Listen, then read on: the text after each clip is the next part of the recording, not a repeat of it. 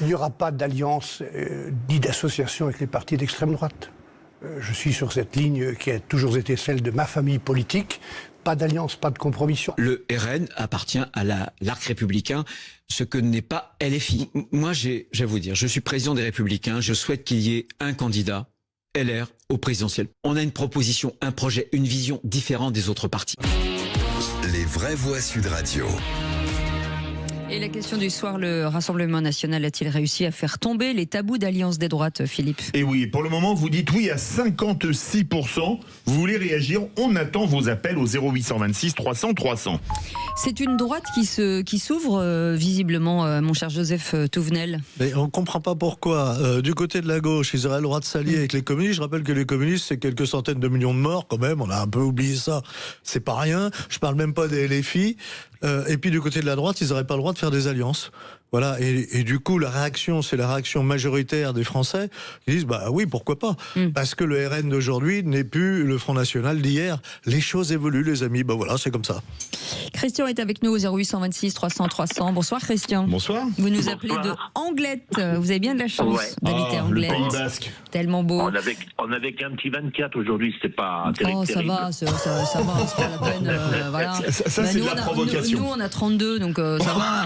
Ça va. Cécile, il y a écrit parlons vrai dans le studio. Fahrenheit, pas Celsius. Christian, une petite réaction sur cette question du jour, cette alliance des droites que veut Bruno Retailleau.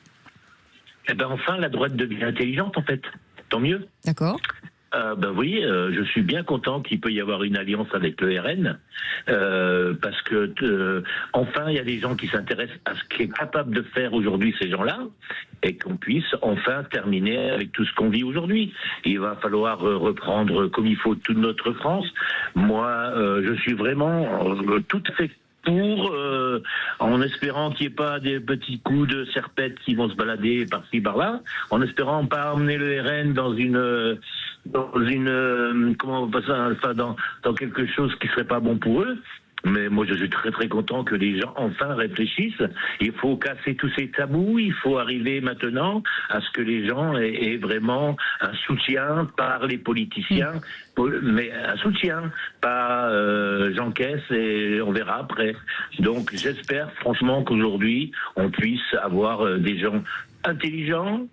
Ça prouve qu'ils sont. Ça prouve en tout cas, pardon, excusez-moi. Ça prouve qu'ils ont changé. Je vais dire ça. Ça va leur faire plaisir. Vous pensez vous parlez du Rassemblement national, j'imagine?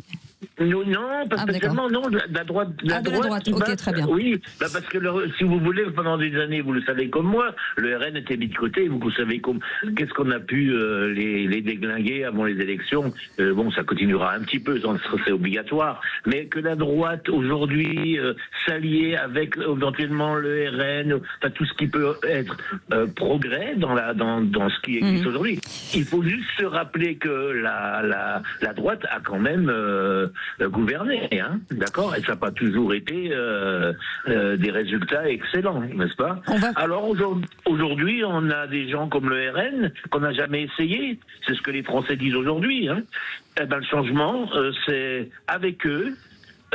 Et tout le monde, main dans la main, et on y va. Et je pense qu'on va arriver à changer la France. Je reviens sur ce que disait Joseph Touvenel, de dire qu'effectivement, il y a eu Philippe David, il y a eu une alliance des gauches, mais on sait aussi, une alliance des droites, c'est compliqué. Hein, Xavier Bertrand qui refuse régulièrement de travailler, en tout cas, ou de s'allier au RN, par exemple. Xavier Bertrand ne représente que Xavier Bertrand. On va pas se raconter d'histoire. Bertrand, quand il va à la primaire de LR, il prend une veste, et donc aujourd'hui il est hyper minoritaire. C'est comme Dominique de Villepin qui prend des airs effarouchés. Bon, quand on connaît les amitiés de Dominique de Villepin, on évite de faire des leçons de morale, si vous voyez ce que je veux dire. Moi, je crois que de toute façon, c'est terrible à dire, mais la droite aujourd'hui n'a pas le choix de faire autrement. Pourquoi? Parce que regardez les sondages.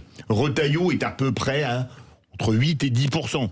Et Bardella ne marche plus, ou qui, à mon avis, ne marchera plus. Donc la question, elle est là. C'est que c'est une question de survie pour les LR. Parce que si jamais demain, avec le scrutin majoritaire, le RN gagne la présidentielle, il peut avoir un raz-de-marée, genre la vague rose de 81 aux législatives. Et avec un LR qui se retrouvera à 20 députés dans l'hémicycle, vous ne pesez plus grand-chose. Hein.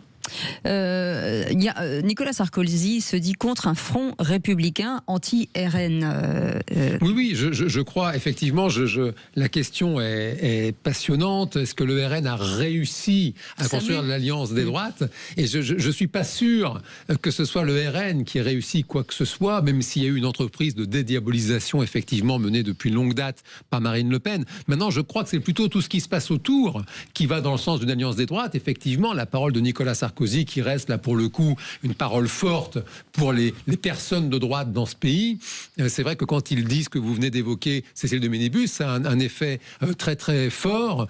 D'autres personnes qui ont de l'audience aussi sont allées dans le même sens. Maintenant, ce que je trouve quand même très regrettable, c'est que ça ne parle pas de projet politique. On est toujours dans la tambouille politicienne, faire des alliances. Faire des alliances pour faire quoi? Que ce soit à gauche ou à droite, c'est quoi le projet pour redonner à la France sa grandeur? C'est Charles de Gaulle, voilà, toute ma vie, je me suis fait une certaine idée de la France. La France n'est pas la France sans grandeur. Quel est le projet politique qui va redonner à la France et aux Français la grandeur qu'ils méritent? François-Xavier Bellamy, c'était sur Sud Radio ce matin, a dit « Le vrai danger pour la France, c'est l'alliance entre la gauche et LFI ». Avec vous, Pascal Gérald, peut-être plus à gauche que les autres. Oui, il y a alliance et alliance. Moi, je constate que pour revenir sur le raccrochage de la droite républicaine au RN, le RN n'a pas besoin d'être suivi par la droite républicaine pour être en tête des sondages. J'ai l'impression que c'est un peu un sauf qui peut et que c'est une manière de continuer à exister. Bon, alors maintenant, pour la gauche, de l'autre côté, je pense que notre ami Mélenchon a fait tout ce qu'il fallait pour diluer la gauche et que la gauche n'a plus aucune crédibilité par rapport à la vague de droite qui s'annonce. Voilà. Surtout, il faudrait redéfinir un peu les termes. Ça ne veut plus rien dire. Gauche et droite, en 36, on comprenait ce que ça voulait dire. Oui. Après-guerre, on pouvait encore comprendre.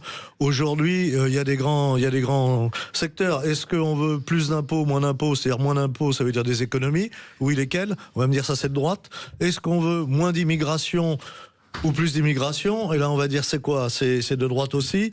Et qu'est-ce qui fédère sur ces grands sujets? Et puis, quelle ambition on a pour notre pays? Et alors là, c'est le grand vide. On avait des ambitions, et notamment des ambitions technologiques. Aujourd'hui, on a tout abandonné quand on n'a pas sabordé. Je pense à un certain nombre d'entreprises françaises de haute technologie qui ont été vendues aux Américains sous Emmanuel Macron. Et Philippe David, est-ce qu'on manque pas à droite de grandes figures? Alors... vaste programme. Bah oui, quand on voit à gauche, entre les Mélenchon, les Tondelier, enfin voilà, la liste est... Le seul qui est de l'envergure à gauche, faut être franc, c'est Mélenchon. Tondelier, excusez-moi... elle est quand même très présente dans le... d'accord. Parce que vous êtes présent dans les médias... Plus d'elle que de Xavier Bertrand ou que ces gens-là. Oui, mais comme Sandrine Rousseau, parce qu'elles font le buzz, mais à part ça, c'est le degré zéro de la politique. Si vous voulez mon avis, je vous le donne, mais comme Olivier Faure, c'est le degré zéro de la politique. Et la seule personne qui existe à gauche, c'est Mélenchon. Et je vais dire, même à droite, on peut pas dire qu'il y ait des grands leaders charismatiques aujourd'hui. Aujourd'hui, c'est plutôt le vide en termes de charisme. Aujourd'hui, on va voter pour le RN parce que beaucoup de gens vous disent, moi j'en ai qui me l'ont dit, on n'a pas voté RN à l'époque parce qu'on nous avait dit que le RN, ce serait la faillite et les émeutes. Ben avec Macron, on a eu la faillite, parce que la France est en faillite, et on a eu les émeutes à plusieurs reprises, mais même pas pour des raisons graves. Mais par exemple, pour que le PSG gagne la Ligue des Champions et que ça mette les Champs-Élysées à feu et à sang, ou la fête de la musique, c'est qu'on est quand même dans l'absence totale d'autorité de l'État. Donc aujourd'hui, les Français disent, on votera Bardella. Bardella, il a 30 ans. Enfin, il aura 31 ans au moment de la présidentielle. Il n'a pas de diplôme, pas d'expérience. Que tant de Français veuillent voter pour lui, ça veut quand même dire beaucoup de choses.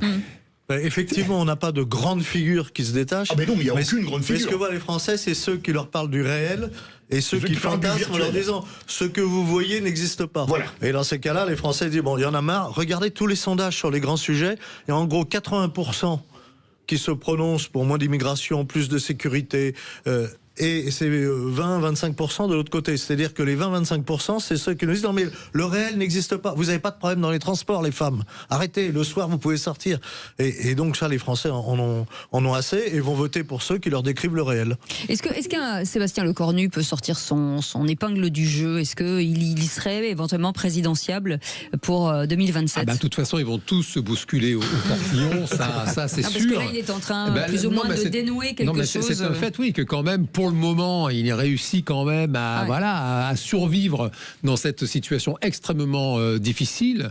Pour autant, plutôt pas mal, hein. il se débrouille plutôt bien. Maintenant, c'est un fait que, en termes d'idéologie, on a eu une campagne de 2007, Nicolas Sarkozy qui avait quand même, il faut le rappeler, Patrick Buisson comme directeur de campagne, qui l'écrivait. Des épines dans le pied. C'est le moins qu'on puisse dire. Ouais. Et il a fait une campagne extrêmement à droite. Et c'est un fait que c'est pour ça qu'il a été élu en 2007, avec le résultat que l'on connaît, une politique qui n'a en rien ressemblé à ce qu'il avait pu promettre pendant les élections.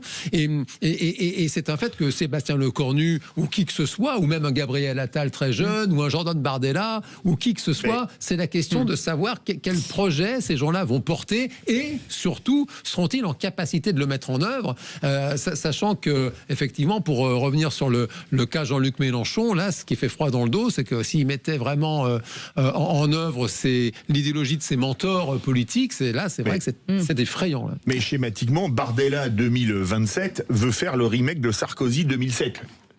Par contre, la question de savoir, c'est que s'il arrive au pouvoir, vous me direz, on a une certitude, il ne mettra pas Kouchner ou Fadela Amara ministre. Sébastien Lecornu, il a une certaine habileté, mais c'est pour ça qu'il est là. Mais enfin, il est quand même très fort aidé par 560 députés qui n'ont pas envie de retourner devant les électeurs parce qu'ils veulent garder leur fauteuil. Ça aide à trouver des solutions. Hein. Oh, que vous êtes mauvaise langue. Ah non, mais il dit vrai. La mangeoire, c'est important quand même. Je ne commande pas, je plaisante. Surtout pour des gens qui sont arrivés là par hasard, comme on avait dit tout à l'heure. Ouais. C'est un malentendu, ça peut marcher. Je parlais des députés arrivés par hasard. Je pensais que vous parliez de vous, c'est pour ça que je voulais savoir. Merci beaucoup en tout cas Jean Dorido, docteur en psychologie. Merci Pascal Giral, commerçant retraité. Merci beaucoup Joseph Touvenel, vice-président du Centre européen des travailleurs et ancien vice-président de la CFTC. Et on avait envie